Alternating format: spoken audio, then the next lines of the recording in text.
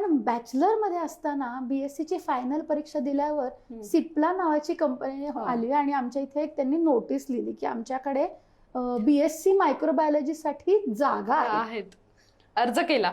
तर मी म्हंटल की हे जागा आहेत म्हणजे सिप्ला करतं काय, तिथे कशासाठी शास्त्रज्ञ पाहिजेत, इंडस्ट्रीमध्ये काय करतात, म्हणून मी अर्ज केला.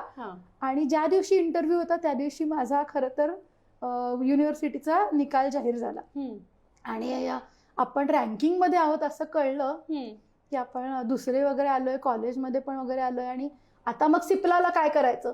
तरी मी इंटरव्ह्यूला गेले होते. मग डिग्री बघून आणि ते म्हणले की तुम्ही पुढे शिकणार नाही का, मास्टर्स नाही होणार. म्हणलं होणार आहे, आजच निकाल लागलाय, पण तरी तुम्ही काय करता हे जाणून घेण्यासाठी म्हणून मी इंटरव्ह्यूला आलीये. ते 8वी पासूनचं कुतूहल जे होतं ते संपायचं नावच घेत नाही. आणि हे कुतूहल खरं तर असतं जे तुम्हाला जिवंत ठेवतं. त्यामुळे आजन्म जर कुतूहल असेल, कुठलंही क्रिएटिव्ह फील्ड असू देत, अगदी तुमचं असेल आमचं असेल, क्रिएटिव्ह फील्डला ते पाहिजेच, कुतूहल पाहिजे.